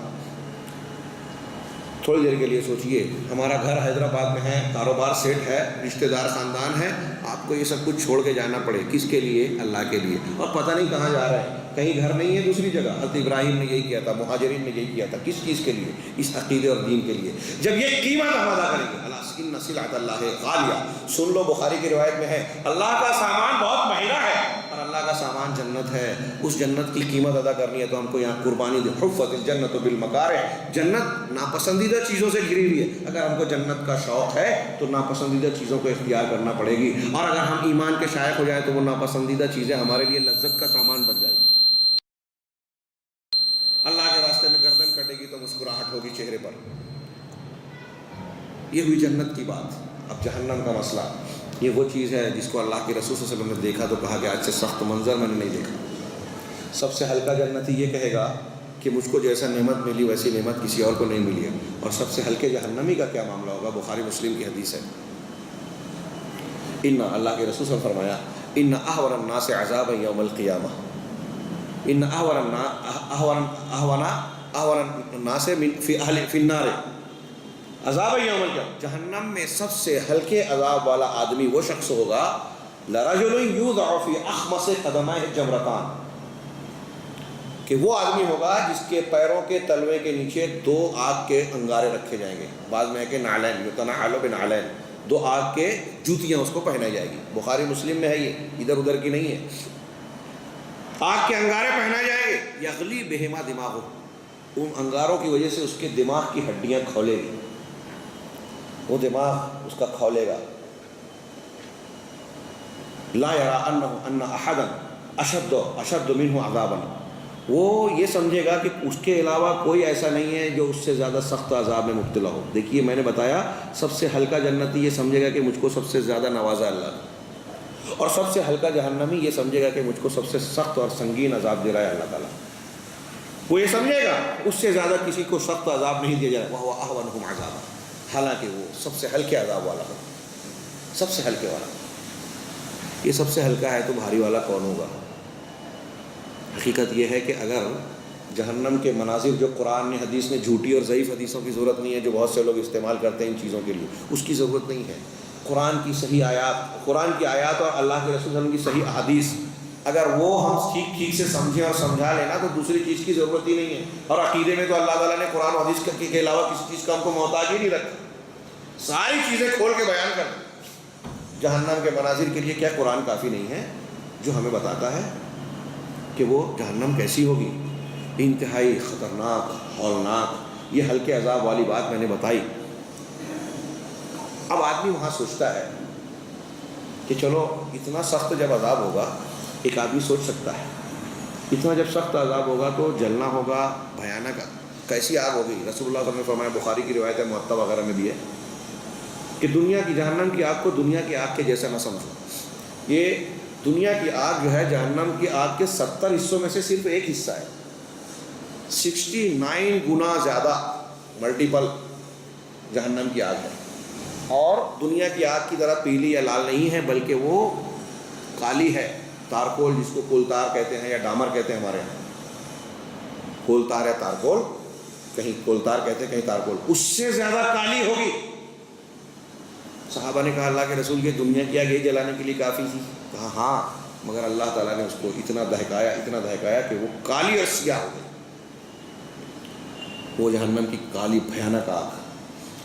اب وہاں آدمی سوچے گا کہ چلو جل جائیں گے تو راکھ ہو کے مر جائیں گے، یا جلنے کی عادت پڑ جائے گی تو جھیل لیں گے، جیسے دنیا میں بولتا ہے غالب نے کہا کہ مشکلیں اتنی پڑی مجھ پر کہ آسان ہو گئی، جھیلتے جھیلتے جھیلنے کی عادت پیدا ہو جاتی ہے۔ نہیں، جہنم میں ایسا معاملہ نہیں ہو سکتا، جہنم میں یہ معاملہ نہیں ہوگا۔ بلکہ اللہ تعالیٰ نے قرآن میں فرمایا، سورہ نساء میں فرمایا کلما نضجت جلودہم بدلناہم جلودا غیرہا، جب بھی ان کی چمڑیاں جھلس جائے گی، کھالیں جھلس جائے گی، ہم ان کی نئی چمڑیاں پیدا کر دیں گے، لیذوقوا العذاب، تاکہ وہ عذاب کا مزہ چکھیں، تاکہ عذاب کا مزہ چکھیں۔ یعنی قرآن یہ کہہ رہا ہے کہ حص اس چمڑی میں ہوتی ہے، جلنے کے بعد یہ چمڑی ختم ہو جائے گی، پھر سے نئی چمڑی آ جائے گی۔ اور میں نے بتایا حدیثوں میں کہ یہ چمڑی اتنی پتلی نہیں ہوگی، 70 گز موٹی، اس سے بھی زیادہ موٹی ہو سکتی ہے، اس میں صرف چہرے میں کشتیاں بہے گی، جب بھی نئی چمڑی جب جھلس جائے گی نئی چمڑیاں پیدا کر دی جائیں گی۔ اب آدمی سوچے گا کہ چلو جل جل کے مر جائے گا، اللہ تعالیٰ نے یہ بھی بتایا کہ وَمِن وَرَائِهِ جہنم، اور جو مجرم آدمی میدان محشر میں نامہ اعمال کے لیے انتظار میں رہے گا، کوئی کام نہیں آئے گا، ہاتھ پیر اس کے خلاف گواہیاں دیں گے، اس منظر کے بعد کہا کہ اس کے پیچھے جہنم ہوگی، وَيُسْقَى مِن مَاءٍ صَدِيدٍ، اس میں اس کو کھولتا ہوا پیپ کا پانی پلایا جائے گا، صدید۔ قرآن کی کسی آیت میں، میرا وقت اتنا نہیں ہے کہ میں سارے کھانوں اور سارے اس کا ذکر کریں، کہیں قرآن نے صدید کا لفظ بتایا، کہیں غسلین بتایا، کہیں غساق، کہیں حمیم، کہیں کلمحل، محل کھولتا ہوا گرم پانی، پگھلا ہوا تانبا محل کہتے ہیں، اور یہاں کہا صدید۔ اس کی بے بار تعلق سے تفسیر میں مفسرین نے کہا، روایتیں نقل کی کہ صدید جو ہے وہ پیپ ملا ہوا انتہائی کھولتا پانی ہوگا، اس سے پلایا جائے گا۔ یتجرعہ، روایتوں میں ہے کہ جب اس کو قریب کیا جائے گا تو اس کی تپش کو برداشت نہیں کر پائے گا۔ اب پیاس جب شدید لگی ہوئی ہے تو زبردستی منہ میں ڈالنے کی کوشش کرے گا، اس کو گھونٹ بنا کر گلے میں ڈالے گا، ولا یکاد یسیغہ، اور قریب ہے کہ یہ اس کو آسودہ نہ کرے۔ وَيَأْتِيهِ الْمَوْتُ مِنْ كُلِّ مَكَانٍ، اور موت اس کے چاروں طرف سے آئے گی، وَمَا هُوَ بِمَيِّتٍ، لیکن وہ مرے گا نہیں، بلکہ موت کو پکارے گا۔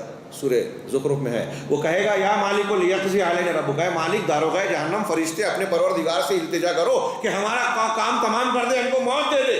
فرشتہ کہے گا نہیں، تمہارے پاس تم ڈرانے والا آیا تھا نا، تم کو اب یہیں ٹھہرنا ہے۔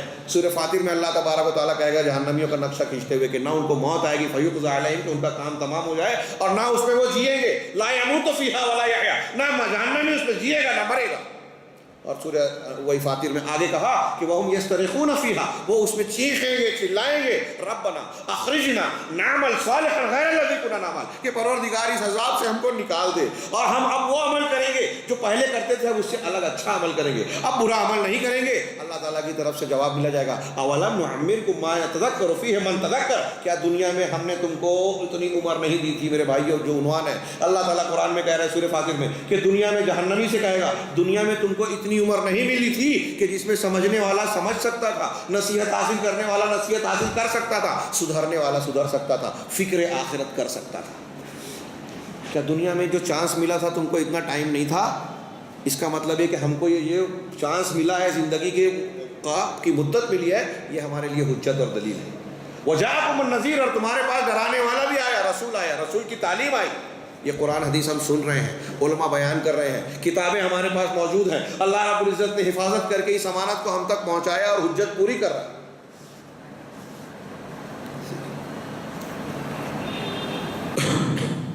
وقت زیادہ ہو گیا کیا؟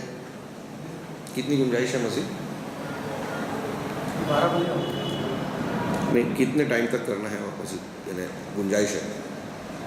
وہاں جانا ہے، ایک اور جگہ جانا ہے، حالانکہ جہنم کی یہ منظر کشی اور اہل جہنم کے عذاب کی منظر کشی یہ زیادہ اہم ہے میرے نزدیک، کیونکہ یہ دلوں کو دہلاتی ہے، اور میں نے اس کے ماننے کے فوائد اور نقصانات لکھے ہیں۔ جہنم کا کھانا اور جہنم کی آگ کا ایک پہلو بہت دیکھیے کتنا بھیانک ہے۔ سورہ حج میں کہا کہ جو لوگ کافر ہیں ان کے لیے جہنم میں آگ کا کپڑا سے قطعت لہم ثیاب من نار، ان کے لیے آگ کا کپڑا کاٹا جائے گا، کپڑا بدن سے چمٹا ہوتا ہے، اور اس میں اللہ نے فرمایا آگے کیا ہے، وَلَهُمْ کیا ہے، ان کو حمیم کھولتا ہوا پانی پلایا جائے گا، یُسْحَرُ بِهِ مَا فِي بُطُونِهِمْ وَالْجُلُودُ، اس کے ذریعے سے ان کے پیٹ میں جو کچھ ہے، بدن جسم کے اعضاء، معدہ اور معدے اور دوسری چیزیں، یہ سب گل جائے گا اور پاخانے کے راستے سے باہر نکل جائے گا۔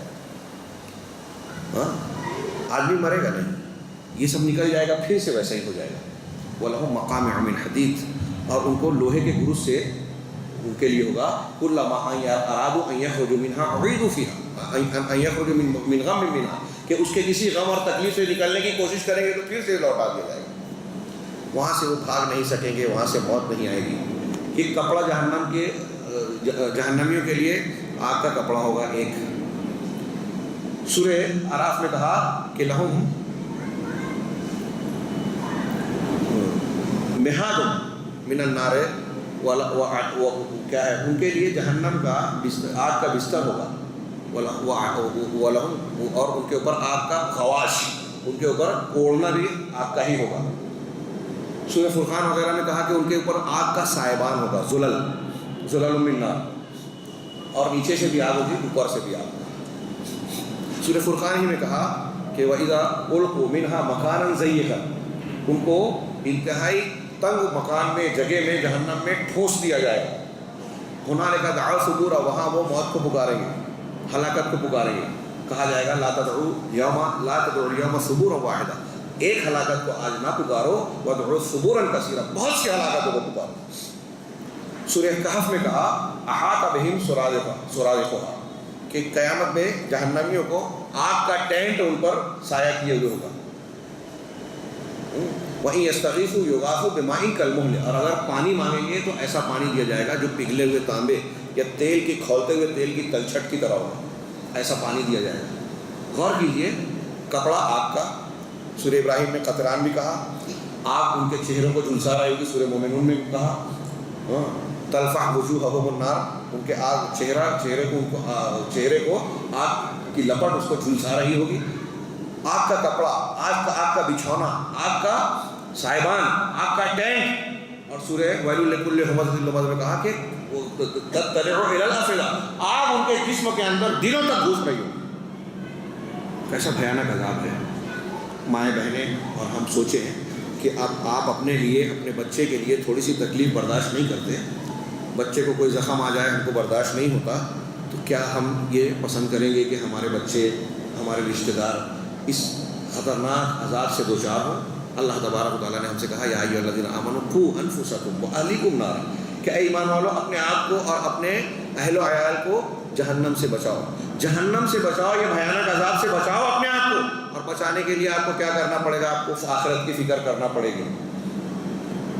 یہاں میرے ہاتھ میں ایک کاغذ تھا، میں نے شارٹ کے لیے لکھا تھا، موقع نہیں ہے، میں صرف پوائنٹس پڑھ دیتا ہوں۔ میں نے یہ لکھا کہ یہ آخرت کی فکر کرنا، یقین کرنا انسان کے لیے، سماج کی اور انسان کی شخصی اعتبار سے اجتماعیت کی اصلاح کے لیے کتنا ضروری ہے۔ آج ہم بہت سے مسائل سے دوچار ہیں، شکوہ کرتے ہیں، مولانا لوگوں میں، فلاں لوگوں میں کام کرتے ہیں، اخلاص نہیں ہے، اللہ کا ڈر نہیں ہے، کوئی اقتدار چاہتا ہے، کوئی کچھ چاہتا ہے، اتحاد و اتفاق بہت سہانی چیز ہے، کوئی متحد ہونے کے لیے تیار نہیں ہے، صبر کرنے کے لیے کوئی تیار نہیں ہے، گناہ ہو جاتا ہے توبہ کرنے والے نہیں ہیں، گناہ ہوتا ہے مجرم پکڑے نہیں جاتے، ساری خرابیاں ہیں۔ ان ساری خرابیوں کی جڑ بنیاد یہ ہے کہ اللہ پر اور آخرت پر ایمان کمزور ہے ہمارا۔ اس کا فائدہ کیا ہوتا ہے، اس کی ضرورت کیوں ہے؟ دونوں باتیں، اگر آخرت پر ایمان ہوگا تو زندگی کو مقصدیت ملے گی، اخلاص آئے گا۔ اللہ تبارک و تعالیٰ نے قرآن میں فرمایا افحسبتم انما خلقناکم عبثا، کیا تم ایسا سمجھتے ہو کہ ہم نے تم کو یوں ہی بیکار پیدا کر دیا؟ وانکم الینا لا ترجعون، اور تم ہماری طرف لوٹائے نہیں جاؤ گے۔ فتعالی اللہ الملک الحق، اللہ ملک حق، بادشاہ حق جو ہے، اس سے بہت بڑا نہیں کوئی کام بیکار کا۔ مطلب اگر آخرت نہیں قائم ہوگی، جیسا کہ ہندوؤں کا پنرجنم والوں کا یا دوسروں کا عقیدہ ہے، ملحدین کا کہ دنیا میں جینا مرنا ختم ہو گئے، بات ختم، اگر یہ مان لیا جائے تو اس کا مطلب یہ کہ رب العالمین نے دنیا بلا وجہ پیدا کر دی۔ یہاں ہم دیکھتے ہیں کہ ایک آدمی گناہ کرتا ہے، بہت سے قتل کرتا ہے، سزا نہیں ملتی، ایک آدمی نیکیاں کرتا ہے لیکن دنیا میں محرومی کے ساتھ گزر جاتا ہے، تو اس آدمی کو بدلہ ملنا چاہیے نیکیوں کا، اس آدمی کو بدلہ ملنا چاہیے برائیوں کا۔ اس دنیا میں نہیں ہو رہا ہے، اس کا بھی فطری اور عقلی تقاضا ہے کہ دنیا کا بنانے والا ایک ایسی جگہ بنائے جہاں دونوں کو ان کا صحیح عذاب یا انصاف ملے، اجر و ثواب ملے۔ لہذا یہ تو یہ ہوا۔ اور دوسری چیز، انسان کے لیے بھی اخلاص، تقویٰ کیسے پیدا ہوگا دل میں، ڈر کیسے پیدا ہوگا؟ اللہ نے فرمایا اتقوا ربکم ان زلزلۃ الساعۃ، زلزلہ قیامت کا زلزلہ بہت بڑا ہے، تو آپ اللہ سے ڈرتے رہو، اس سے اخلاص پیدا ہوتا ہے۔ آدمی دنیا کے چکر میں، جیسے اب کہا جاتا ہے کہ بھائی معاف کر دو، آپ کی بیوی نے غلطی کی، بیٹے نے غلطی کی، بھائی نے غلطی کی، والد صاحب یا والدہ سے کچھ بات ہو نہیں میں معاف نہیں کروں گا. ہمارا بھی کردار عجیب و غریب ہے. اللہ کے رسول صلی اللہ علیہ وسلم کی سیرت یہ تھی کہ آپ اپنے لیے کبھی بدلہ انتقام نہیں لیتے تھے، لیکن دین کی مخالفت ہوتی تو آپ ناراض ہو کے انتقام لیتے تھے، خیرت میں آتے تھے. ہمارا معاملہ یہ ہے کہ آپ شرک کرو، بدعت کرو، دین کی مخالفت کرو، بچے نماز نہیں پڑھ رہے، عورت نماز نہیں پڑھ رہی ہے، بیوی کچھ نہیں کر رہی ہے، دین کی مخالفت کر رہی ہے، تو ہمارے چہرے پہ پڑھ. لیکن اگر ہم کو ناشتہ ٹائم پہ نہیں ملا، نمک زیادہ ہو گیا کھانے میں، کوئی مخالفت ہو گئی، تو پھر اس کو بیوی کو بخشا نہیں جائے گا.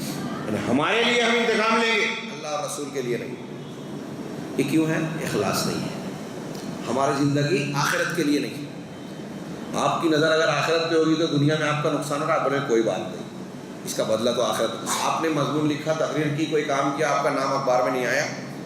جیسے ہمارے لوگ شہرت چاہتے ہیں کہ میرا نام ہو، نہیں ہوا.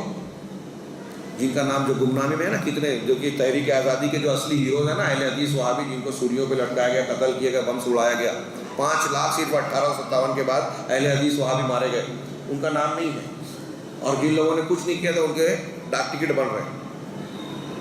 جن لوگوں نے انگریزوں کی مخبری کی تھی آج وہ حکومت میں اور اپنے آپ کو آزادی کا ہیرو بتاتے. اصلی ہیروز کو کوئی جانتا بھی نہیں، اور بیان کرو تو لوگ حیرت سے دیکھتے ہیں. آن ریکارڈ ہے وہ لوگ، دستاویز میں 5 لاکھوں کے نام نہیں ہیں. وہ جو ڈاکٹر تارا چند نے کہا، گورنمنٹ نے کہا، گورنمنٹ رپورٹ نے کہا، تو ان کو فکر بھی نہیں ہے کہ ہمارا نام نہیں ہے. نہیں چاہیے نام، ہم کو آخرت میں چاہیے. اسی بنیاد پر یہ آتا ہے کہ آدمی دنیا کی چیزوں سے فریب نہیں کھاتا. اگر آدمی کو آخرت کا ایمان ہو تو دنیا کے کہہ رہے وہ امریکہ کا اتنی بڑی بڑی ان کو نعمتیں ملی ہیں، یہ کافر ہیں، انہوں نے ایسا ایسا کیا پھر بھی ان کو مہم مل رہا ہے، حکومت مل رہی ہے، مودی صاحب کو دیکھو، فلاں کو دیکھو، ڈھیما کو دیکھو، ان کو ایسا مل رہا ہے. یہ دنیا کی نعمتیں ہیں. اللہ کے رسول صلی اللہ علیہ وسلم کو جب حضرت عمر نے دیکھا، ایلا کیا تھا اپنی بیویوں سے، تو آپ صرف اظہار پہنے ہوئے تھے، چٹائی پہ لیٹے ہوئے تھے. جب حضرت عمر کے اوپر پہنچے تو دیکھا کہ اللہ کے رسول صلی اللہ علیہ وسلم کی پیٹھ پر کھجور کی چٹائیوں کے نشان ہیں. حضرت عمر فاروق نے یہ دیکھ کر برداشت نہیں کیا، رونے لگے. کہا کیا بات ہے عمر، کیوں رو رہے ہو؟ کہا اللہ کے رسول آپ سید المرسلین ہیں، یہ کیسر و کسریٰ کے لوگ، بادشاہ، یہ کافر مشرک، ان کو اللہ تعالیٰ نے اتنی زبردست نعمتوں اور محلوں سے نوازا، اور آپ رسولوں کے سردار، آپ کے جیسا کوئی نہیں، آپ کی یہ حالت. اللہ کے رسول نے کہا عمر یہ فکر کی بات نہیں ہے، یہ فکر مندی کی بات نہیں ہے. لہم فی الدنیا ولنا فی الآخرہ، یہ ان کے لیے دنیا میں ہے، ہمارے لیے آخرت. اور دنیا کی زندگی کیا ہے؟ وہ شیخ سعدی نے کہا نا کہ ایک شیطان جس طرح سے ہمارا ایمان چھینتا ہے، ایسے ہی ہے کہ ایک بچے کو آپ اس کے پاس سونے کی انگوٹھی دے دو، ایک ٹھگ آتا ہے اس کو بولتا ہے بیٹا یہ چاکلیٹ لے، یہ انگوٹھی مجھے دے دے، تو اس کو لگتا ہے کہ چاکلیٹ زیادہ قیمت والا ہے، انگوٹھی کی قیمت نہیں ہے، سونا دے دیتا ہے، چاکلیٹ لے لیتا ہے تھوڑی دیر کی لذت کے لیے. یہ تھوڑی سی لذت کے لیے قیمتی چیز کو دے دیا، اور ہمارے لیے یہ دنیا کا چاکلیٹ سے بھی کم ہے، اور آخرت سونے کی انگوٹھی سے کہیں زیادہ قیمتی. ہم شیطان کو ایمان دے دیتے ہیں، دنیا کے چکر میں پڑھ کے وہ جنت کھو دیتے ہیں، بہت بڑا نقصان اور گھاٹے کا سودا کر رہے ہیں. لا تلہکم اموالکم ولا اولادکم عن ذکر اللہ ومن یفعل ذلک فاولئک هم الخاسرون. تو میں کہہ رہا تھا اگر آدمی کو آخرت کی فکر ہوگی تو لالچ نہیں رہے گا. لالچ کی وجہ سے کتنے گناہ کرتا ہے، حرام کمانے کی کوشش کرتا ہے، انسان دوسروں کا حق مارتا ہے، بیوی کا، بچے کا، بہنوں کا، وراثت میں حق نہیں دیتا. اگر آخرت پہ نظر ہوگی تو آدمی اپنے آپ پر قابو پائے گا، اس کے اندر جو اللہ نے دیا ہے رضیت باللہ ربا بول کر قناعت کرے گا، دنیا پہ فریفتگی نہیں آئے گی. اگر آخرت پر ایمان ہوگا تو اللہ کا خوف ہوگا، اللہ کا خوف ہوگا، اور ایثار اور کیا کہتے ہیں گناہوں پر اصلاح کرے گا، گناہ سے اپنے آپ کو بچائے گا اور اصلاح کرے گا. مائیں اصلی میں ٹائم نہیں ہے، ورنہ میں یہ واقعہ تھوڑا سا تفصیل سے بیان کرنا چاہتا تھا، خاص طور سے ہماری مائیں بہنیں اگر سن رہی ہیں تو ماں غامدیہ ایک عورت تھی جن سے گناہ کا کام ہو گیا. انہوں نے خود آ کے رسول اللہ صلی اللہ علیہ وسلم نے کہا کہ اللہ کے رسول مجھے پاک کر دیجیے. پیٹ میں بچہ تھا، اللہ کے رسول نے کہا جاؤ ابھی نہیں، پہلے بچے کی ولادت ہو جانے دو. کتنا ٹائم مل گیا ان کو؟ اگر وہ خود سے آگے بولی تھی، کسی نے مقدمہ درج نہیں کیا تھا، ان کے خلاف شکایت نہیں کی تھی، اگر وہ بعد میں یہ بول دیتے کہ اللہ کے رسول نہیں میں نے جھوٹ بولا تھا تو بچ جاتے. اتنا ٹائم ملا، اس کے بعد جب بچہ پیدا ہوا پھر آ گئی لے کے، دیکھیے اللہ کے رسول بچہ پیدا ہو گیا، اب مجھ کو سزا دے دیجیے. کتنا ٹائم تھا پھر؟ اللہ کے رسول نے یہ جب کہا کہ نہیں بچہ ابھی تمہارے سینے سے غذا پاتا ہے، جب یہ اناج کھانے لگے تب تم آنا. پھر کتنا ٹائم مل گیا ان کو؟ پھر اس کے بعد کافی مدت کے بعد مہینوں کے بعد آئیں تو ہاتھ میں بچے کے روٹی تھی، ان کی گود میں روٹی کھا رہا تھا. اللہ کا کہا دیکھیے اللہ کے رسول یہ روٹی کھا رہا ہے، اب مجھے سزا دے دیجیے. مائیں بہنیں اور ہم آپ سوچیں کہ اگر ہم سے کوئی گناہ ہو جائے، ہمارے دل میں یہ جرأت ہے کہ جا کے کورٹ کے سامنے، عدالت کے سامنے خود بولیں کہ ہم نے زنا کیا ہے، ہم کو سزا دے دو؟ آج کوئی ایسی مثال پیش کر سکتا ہے؟ ایک عورت کر رہی ہے یہ کام جو کمزور ہوتی ہے. ان کو یہ بھی ڈر نہیں کہ لوگ مجھ کو کیا بولیں گے، ان کو یہ بھی خیال نہیں کہ اب بچہ پیدا ہو گیا تو میرے پاس بچے کا کیا ہوگا. ہر عورت یہ سوچتی ہے نا اب مجھ کو بچے کے لیے جینا ہے. نہیں، اس کو یہ معلوم ہے کہ میں جب سزا دی جاؤں گی تو مجھ کو سنسار کر کے موت دی جائے گی. قبول کیا، کتنی بڑی بات تھی یہ. کیوں؟ کیا ان کے سینے میں دل نہیں تھا؟ کیا بچے سے اس کو محبت نہیں تھی؟ کیا دنیا سے اس کو لگاؤ یا اس میں لذت نہیں ملتی تھی سب کچھ چیزیں. یہ آخرت کا یقین تھا، اللہ کے سامنے جواب دینے کا ڈر تھا. جس نے گناہ تنہائی میں کرنے کے باوجود اصلاح اور توبہ پر ابھارا. اس لیے اگر ایمان بالآخرہ مضبوط ہوگا تو آدمی گناہ نہیں کرے گا، گناہ ہو جائے گا تو توبہ کرے گا، اصلاح کرے گا. ہمارے سماج اور معاشرے میں گناہ ہوتے ہیں اور ہوتے ہی رہتے ہیں. اس کا مطلب یہ کہ ایمان بالآخرہ بہت کمزور ہے. یہ ڈر انسان کے اندر اللہ کا خوف پیدا کرتا ہے. اور اللہ کے رسول صلی اللہ علیہ وسلم کی شخصیت جیسے جو سب معاف مفعول کی ہوئی سب سے اعلیٰ شخصیت ہے، راتوں میں عبادت کر رہے ہیں اور کہتے ہیں میں اللہ کو سب سے زیادہ جاننے والا اور سب سے زیادہ اللہ سے ڈرنے والا ہوں. اس کے علاوہ اگر آخرت کا خوف ہوگا تو انسان جری اور بہادر ہوگا. اس کو دنیا میں کسی کے موت سے مارنے سے آپ کا گھر جلا دے گا، آپ کو قتل کر دے گا، اس کا ڈر نہیں ہوگا. یہ تو ایسے بھی جانا ہے. کتنی بڑی بات تھی جب موسیٰ علیہ السلام کے معجزے کو دیکھ کر جادوگر ایمان لائے تھے تو کچھ دیر پہلے فرعون سے کہہ رہے تھے کہ ہم لوگوں کو کچھ انعام ملے گا کہ نہیں، موسیٰ کو اگر ہم ہرا دیں گے، شکست دے دیں گے. کہا ہاں تم کو صرف انعام ہی نہیں ملے گا، مقرب بھی رہو گے، دربار میں اعلیٰ مقام ملے گا.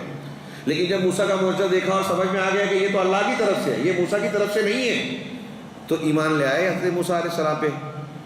اب فرعون نے ان کو دھمکی دی کہ تم لوگوں نے مل کے سازش کی ہے، جیسے سیاسی لوگ بولتے ہیں نا کہ میرے خلاف سازش کی گئی ہے اپوزیشن کی، اس کی اس کی. انہ لکبیرکم الذی علمکم، یہ موسیٰ تمہارا بڑا ہے جس نے تم کو جادو سکھایا، یہ تم نے مل جل کر مکر کیا، مکرتموہ، ان ھذا لمکر مکرتموہ، تم نے مکر کیا ہے، سازش رچی ہے، تو میں تم کو قتل کر دوں گا.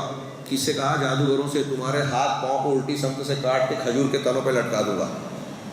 تو جادوگروں نے کیا کہا؟ ابھی ابھی مسلمان ہوئے ہیں، پہلے انعام لینے آئے تھے دنیا کے چکر میں کہ فرعون کو خوش کر کے انعام لیں گے، لیکن ابھی ایمان مل گیا، دل میں ایمان گیا ہے اور فرعون جو ہے وہ دھمکی دے رہا ہے. تو اب جادوگر کیا کہہ رہے ہیں کہ اقض ما انت قاض، فرعون تجھ کو جو فیصلہ کرنا ہے کر لے، تو اس دنیا کی زندگی کا ہی فیصلہ کرے گا نا یا آخرت دیکھے. دنیا کی زندگی میں تو ویسے بھی مرنا ہی ہے، تو اس سے اچھی موت کیا ہوگی کہ اللہ کے راستے میں موت آئے.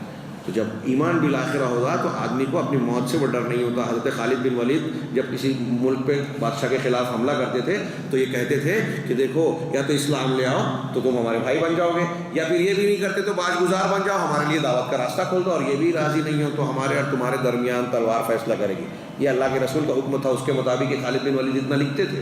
لیکن آگے ایک جملہ اور کہتے تھے کہ اگر تم اس پہ بھی راضی نہیں ہے تو یاد رکھو تمہارا پالا ایک ایسی قوم سے پڑا ہے جو موت سے اتنی محبت کرتی ہے جتنی تم زندگی سے محبت کرتے ہو. موت سے محبت کیوں کرتی ہے یہ قوم؟ اس لیے کہ ہم کو معلوم ہے کہ ہماری اصلی زندگی مرنے کے بعد آخرت کی شروع ہونے والی ہے، اور جب موت سے ڈرنے لگے گی یہ قوم تو قوم، اللہ کے رسول نے فرمایا کہ قوموں کا دسترخوان بن جائے گا. اسی طریقے سے آخری اس کے 4-5 فائدے اس میں اور لکھے ہوئے ہیں. میں ایک آخری فائدہ بتا کر اپنی بات کو سمیٹتا ہوں کہ آخرت پر اگر یقین رہے گا تو انسان جو ہے وہ اطاعت کرے گا، اختلافات ختم ہوں گے اور اللہ اور رسول کی باتوں کو مانے گا. جیسے قرآن نے کہا فَإِن تَنَازَعْتُمْ فِي شَيْءٍ فَرُدُّوهُ إِلَى اللَّهِ وَالرَّسُولِ، اگر تمہارا کسی معاملے میں اختلاف ہو جائے تو اللہ اور اس کے رسول یعنی قرآن اور حدیث کی طرف معاملے کو لوٹاؤ اور اختلاف حل کر لو، جیسے صحابہ کا طریقہ تھا.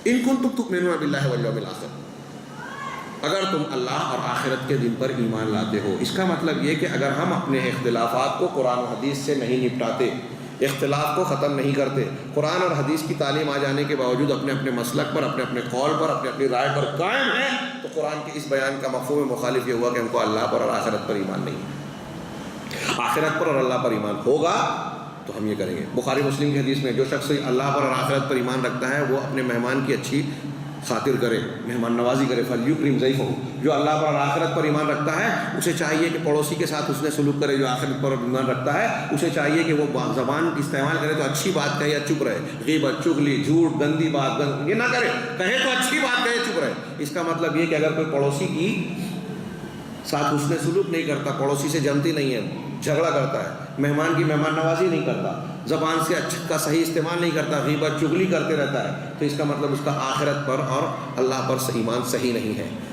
طلاق کی سورہ طلاق میں دیکھیے اللہ تعالیٰ نے احکامات بیان کر کے کہا کہ یہ شخص، اس کی نصیحت کی جا رہی ہے اس کو جو آخرت پر ایمان رکھتا ہے۔ سورہ مطففین میں کہا کہ ویل للمطففین، ان لوگوں کے لیے تباہی ہے جو ناپ تول میں کمی کرتے ہیں، ناپ تول میں کمی کرتے ہیں، ڈنڈی مارتے ہیں۔ الذین اذا اکتالوا علی الناس یستوفون، جب لوگوں سے لیتے ہیں تو پورا وزن، واذا کالوہم او وزنہم یخسرون، جب ان کو تول کے یا وزن کر کے دیتے ہیں تو اس میں ڈنڈی مار دیتے ہیں۔ الا یظن اولئک انہم مبعوثون، کیا یہ لوگ یہ نہیں سمجھتے کہ ان کو اللہ دوبارہ زندہ کیا جائے گا، اٹھایا جائے گا، مبعوث کیا جائے گا؟ یوم یقوم الناس لرب العالمین، جس دن لوگ رب العالمین کے سامنے کھڑے ہوں گے اور رب العالمین سارے آسمانوں کو، زمین کو اپنے دائیں ہاتھ میں لپٹ کر کہے گا میں ہوں آج بادشاہ، میں بادشاہ ہوں، بادشاہ انصاف کرنے والا، کہاں ہے دنیا کے ظالم و جابر لوگ، گنہگار لوگ، آج سب کا فیصلہ ہوگا۔ تو آدمی، قرآن کی آیت کہہ رہی ہے کہ اگر آخرت پر ایمان ہوگا تو آدمی ڈنڈی نہیں مارے گا، اپنا جتنا مال ہے اس سے زیادہ۔ سود میں بھی یہی ہوتا ہے، آدمی جتنا 10 روپیہ دے کے، 100 روپیہ دے کے 110 لینا چاہتا ہے، مال سے بڑھا کے اپنے حق سے زیادہ لینا چاہتا ہے بلا کسی معاوضے کے، تو آدمی جو ڈنڈی مارتا ہے، وہ جو پیسے سے پیسہ بڑھانے کی کوشش کرتا ہے، وہ قیامت پر ایمان نہیں رکھتا۔ اگر یقین ہے تو یہ نہیں کرے گا۔ اگر یہی بات ہوتی ہے تو انسان کے اندر محاسبہ آتا ہے، صبر آتا ہے۔ یہ دو الگ الگ پوائنٹ ہیں۔ صبر آئے گا کہ ہم کو کوئی تکلیف آ رہی ہے، ٹھیک ہے، دنیا میں تو تکلیف آئے گی، بیماری ہے، کینسر ہو گیا، بستر سے نہیں اٹھ پا رہے ہیں، یا ابا کو یہ تکلیف ہے، گھر میں یہ تکلیف ہے، اس میں صبر آئے گا۔ کسی کی موت ہو گئی، اس پر صبر آئے گا کہ اللہ تبارک و تعالیٰ کا فیصلہ ہے، ہماری اصل زندگی آخرت میں۔ اسی طریقے سے اگر آخرت پر ایمان ہوگا تو آدمی کے اندر احتساب پیدا ہوگا۔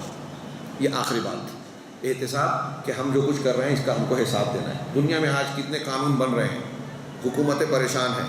ابھی ہندوستان میں بھی ہونے لگا کہ ہر روز، بمبئی شہر کا یا مہاراشٹر کا بتایا کہ مہاراشٹر کی جو سال بھر کی رپورٹ ہے پولیس کی، ہر روز کسی نہ کسی عورت کے ساتھ جو ہے زبردستی زنا کیا گیا، یعنی ایوریج یہ بتایا۔ اور باہر کے ملکوں میں تو منٹ کا اور سیکنڈ کا بتاتے ہیں۔ کتنے قانون بن رہے ہیں، چوریاں ہو رہی ہیں، اس کو بچانے کے لیے کتنے قانون بن رہے ہیں، گناہوں کو روکنے کے لیے جتنے قانون بن رہے ہیں، جتنی پولیس سی سی کیمرے لگ رہا ہے، یہ ہو رہا ہے وہ ہو رہا ہے، اس کے باوجود گناہ تھمتا نہیں، ہو رہا ہے۔ یہ کیسے رکے گا؟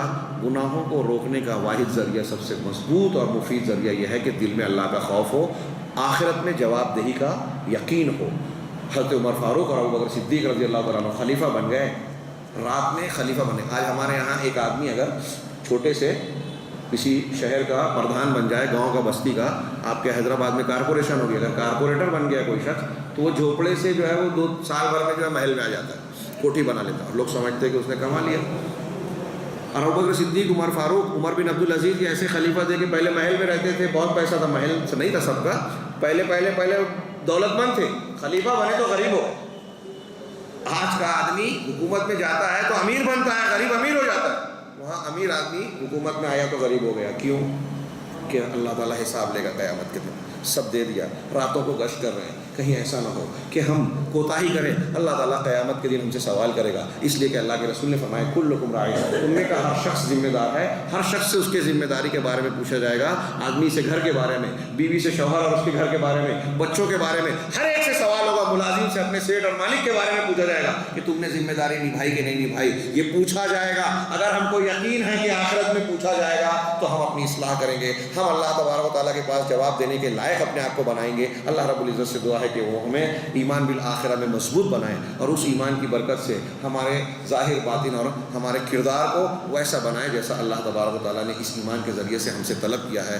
اقول قولی ھذا واستغفر اللہ لی ولکم ولسائر المسلمین وصلی اللہ علی نبینا محمد۔